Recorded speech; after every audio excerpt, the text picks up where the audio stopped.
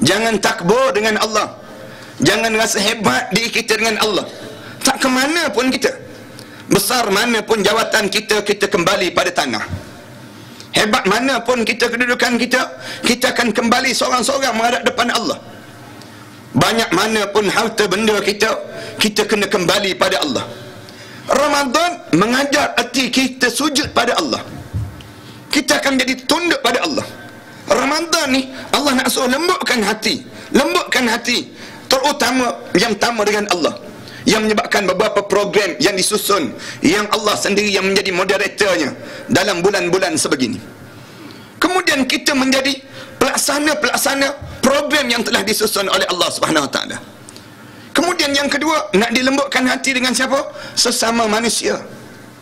Dalam bulan Ramadan, di antara manusia yang perlu disantuni dalam bulan Ramadan siapa? Orang miskin dan anak-anak yatim.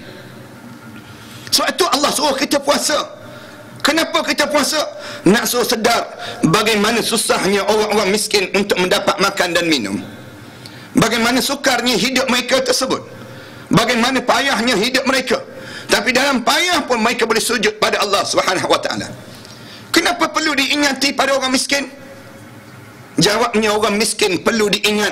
Orang kaya tak ingat pun orang kaya ingat. Tapi orang miskin kalau tak diingat maka akan lupa. Maka nak tak nak Allah jadikan Ramadan nak suruh ingat pada orang miskin. Kenapa nak suruh ingat pada orang miskin? Jawabnya, kalau kita baca dalam bulan Rejab dahulu, Rasulullah sallallahu alaihi wasallam sebut, orang miskinlah orang yang paling ramai di kalangan umat aku yang berada dalam syurga Allah, berbanding daripada orang kaya. Orang kaya yang masuk syurga lebih lewat daripada orang miskin. Sejauh mana? Sejauh jarak di antara Rasulullah SAW sebut arba'ina kharifan, sejarak lebih kurang 40,000 tahun, kata Rasulullah SAW.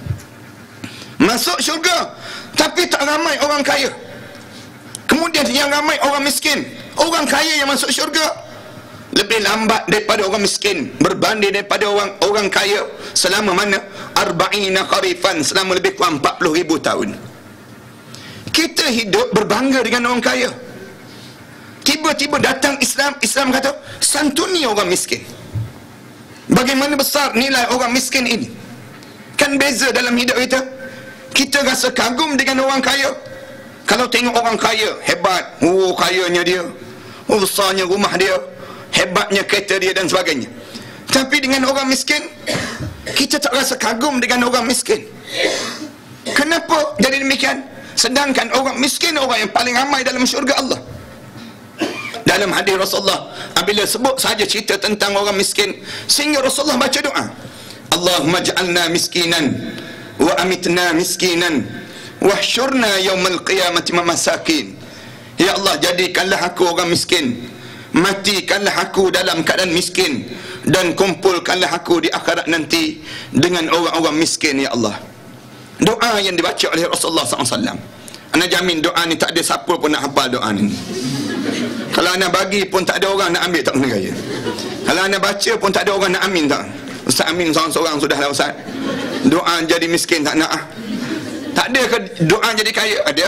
Rasulullah baca doa jadi orang kaya. Allahumma aghnina bihalalika an haramik. Ya Allah, kayakanlah aku dengan sumber yang halal. Jangan kamu kayakan aku daripada sumber yang haram, ya Allah.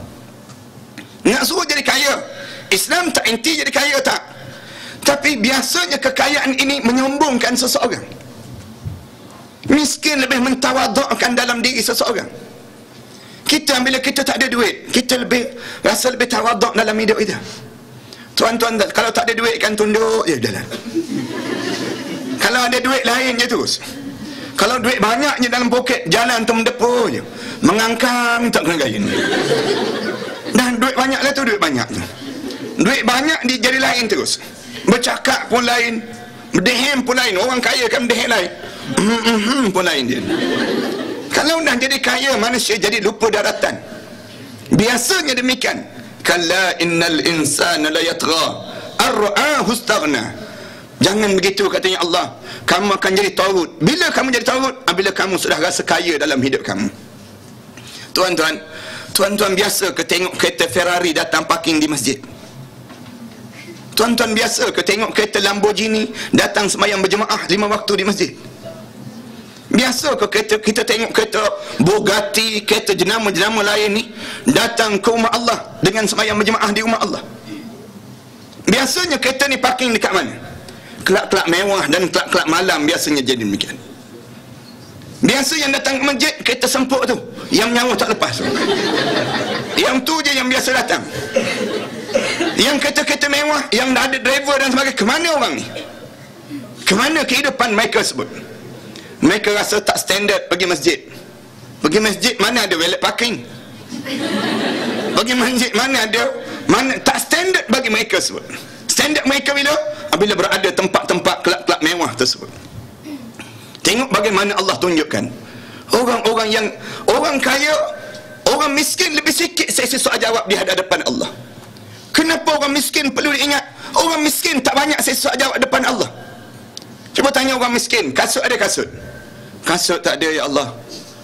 Habis kamu pakai apa? Pakai slipper, ya Allah. Slipper apa dia? Jenama apa? Kerok, ya Allah. Tapi kerok siam disebut. Senang. Kerok siam, ya Allah. Tu pun beli pasar malamnya. Cuba tanya orang kaya, kasut jenama apa kasut? Kasut dia, kasut kulhan, nak jenama-jenama beli kelak ni tak standard dah. No, jenama-jenama yang puluh ribu dan ribuan pada mereka sebut. Cuba tanya orang miskin, televisyen ada televisyen? Televisyen tak ada, ya Allah. Habis tu kamu tengok apa dia? Tengok besen je, ya Allah. Senang orang miskin.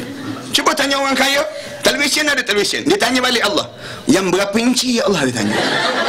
Yang LED ke LCD, ya Allah, dia tanya. Orang kaya kan, tu Allah tak tanya lagi. Astro ada astro? Astro beyond ke tak beyond astro kamu? Astro kamu tersebut. Kalau tanya orang kaya, jenuh dia, yang kamu boleh bayar sebulan RM70, RM80 sebulan ni, kamu derma untuk masjid ada RM60, RM70 sebulan. Kamu boleh bayar astro tu RM50, RM60 sebulan. Kamu gunakan di jalan Allah, ada RM50, RM60 sebulan. Kalau tuan-tuan ada astro, baik jual lah ini tuan-tuan. Marah astro tak kena ini. Nak sebutnya gambaran, kalau kita tak boleh balance dengan kehidupan akhirat, apa nilai kehidupan dunia? Kita boleh beli kereta besar di dunia, tapi tak ada kenderaan di akhirat. Apa nilai kehidupan kita? Kita boleh beli rumah kita yang harga 250,000 di dunia, tapi rumah di akhirat tidak ada. Rumah di akhirat, apa nilai kehidupan kita? Kehidupan bukan bernilai di dunia. Walil akhiratu khairun wa abqa. Nilai yang lebih bernilai di akhirat yang kekal dalam hidup. Yang ni bila untuk dipahami? Ramadan. Ramadan perlu ditenungi dan perlu dihayati dalam hidup kita. Tatkala mana kita berramadan dengan madrasah Ramadan yang disusun oleh Allah Subhanahu wa taala ini. Dua. Yang ketiga, kenapa Allah jadikan Ramadan dan Allah jadikan nak tunjuk sayangnya Allah pada kita? Ulama-ulama kata yang ketiga ni menjadi besar. Fokus yang besar yang Allah susun. Apa dia?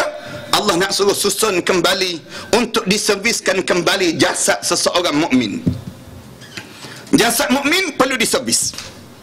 Seorang mukmin dia perlu baiki balik jasad dia. Sebagaimana kenderaan yang perlu diservis.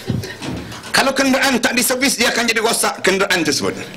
Tuan-tuan tahu, kereta kita, kalau kita naik kereta kita tak diservis, lama-lama akan rosak kereta kita. Kita tahu rumah kita, kalau kita tak servis, lama-lama rumah kita akan menjadi usang. Kita tahu yang pakaian kita, kalau kita tak servis, lama-lama pakaian kita akan jadi lusuh dan luntur. Nak sebut gambaran iman kita perlu diservis. Iman perlu diservis. Bila perlu diservis? Orang mukmin perlu diservis iman dia pada bulan Ramadan. Ramadan bulan nak servis kembali keimanan dia kepada Allah. Bagaimana nak servis iman dia tersebut? Rasulullah sallallahu alaihi wasallam ajar ada dua yang perlu diservis. Dua benda yang perlu diservis dalam bulan Ramadan.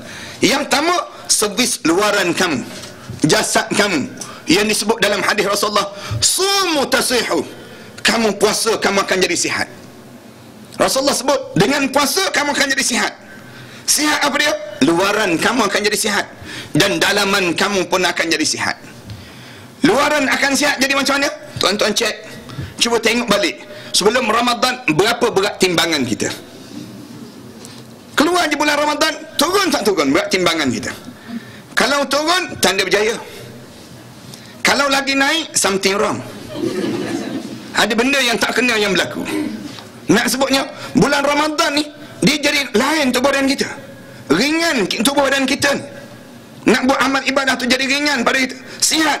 Tuan-tuan tengok, semua doktor-doktor dan pakar makanan mengiktiraf dengan cara puasa akan menyihatkan tubuh badan seseorang. Tatkala mana orang nak operation, perlu dipuasa. Tatkala mana orang yang nak diubati, puasa akan mengubati diri seseorang tersebut. Badan kita akan jadi sihat. Tuan-tuan tengok, tuan-tuan buang yang kecil, apabila kita buang yang kecil dalam bulan Ramadan, waktu mana kita buang tersebut, air kencing kita ni menjadi kuning, menjadi keruh. Kenapa keruh? Toksik yang keluar daripada tubuh badan kita kalau mana berlakunya proses yang dalaman tubuh badan kita. Nak sebutnya gambaran bagaimana Rasulullah SAW sebut puasa menyihatkan badan seorang. Yang ni anak tak bercadang nak cerita pada tengah hari ni, kerana yang ni biasa disebut oleh doktor-doktor dan pakar pemakanan. Tetapi yang anak nak sebut yang besar lagi, Allah nak susun kembali agar menjadi manusia yang bertakwa pada Allah. Nak suruh jadi manusia yang bernilai di sisi Allah. Nak suruh takwa pada Allah. Kenapa takwa? Allah tak nilai manusia dengan harta benda. Allah tak nilai manusia dengan pangkat. Dan Allah tak nilai manusia dengan bangsa. Bangsa tidak memuliakan seseorang. Pangkat tidak memuliakan seseorang. Harta benda tidak memuliakan seseorang. Mulia kita apa dia? Takwa memuliakan. Inna akramakum indallahi atqakum. Dan orang yang paling mulia di kalangan kamu di sisi aku siapa? Orang yang paling takwa di kalangan kamu. Bahkan dalam doa kita pun kita sebut, Rabbana hablana min azwajina wa zurriyatina qurrata a'yun. Kemudian kita sebut waj'alna lil muttaqina imama. Ya Allah, di kalangan orang takwa kamilah pemimpinnya ya Allah. Kenapa takwa? Takwa ni menaikkan darjat seorang. Kenapa takwa? Takwa melayakkan masuk dalam syurga Allah. Uiddat lil muttaqin. Dan aku sediakan syurga bagi mereka yang bertakwa pada Allah. Dan banyak nilai takwa yang diajar. Macam mana nak suruh bertakwa pada Allah? Ada 3 benda yang perlu diservis dalam bulan Ramadan. 3 benda ni apa dia? Yang pertama, ulama-ulama kata diservis kembali yang disebut dengan akidah kepada Allah. Servis akidah kepada Allah. Bagaimana nak suruh servis akidah? Akidah maknanya keyakinan pada Allah. Dalaman jiwa kita, adanya Allah dan adanya Allah. Macam mana nak suruh adanya Allah wujud dalam jiwa kita? Bulan Ramadan diajar supaya kita puasa bermula pada subuh sampai pada maghrib. Di antara subuh sampai maghrib, kita tak makan, kita tak minum, kita tak korek hidung, kita tak buat perkara-perkara yang boleh membatalkan puasa kita dan membatalkan pahala puasa kita. Dua-dua kita jaga. Jaga jangan batal puasa. Yang kedua, jaga jangan batal pahala puasa. Jaga dua-dua. Bagaimana cara? Kita tak makan, tak minum. Padahal kalau kita nak makan, kita boleh makan. Kalau kita nak minum, kita boleh minum. Bulan begini, kalau tuan-tuan nak menipu, tuan-tuan boleh menipu. Kalau kita nak makan, kita boleh makan. Menyorok seorang-seorang dalam rumah, kunci pintu bilik, menyorok bawah katil, makan Maggi cup seorang-seorang. Tak ada siapa yang tahu. Kalau kita nak menipu, kita boleh menipu. Buat macam zaman kanak-kanak dahulu, terjun dalam sungai, selam kepala, telan air, gum 2-3 teguk, lepas tu timbul balik, buat muka sardin. Boleh, kalau kita nak buat, kita boleh buat. Tapi kenapa kita tak buat? Dalam bulan sebegini, jaganya kita ni, tak makan, tak minum kita. Ya, setengah-setengah orang tu tahan diri dia, tak kentut pun tak.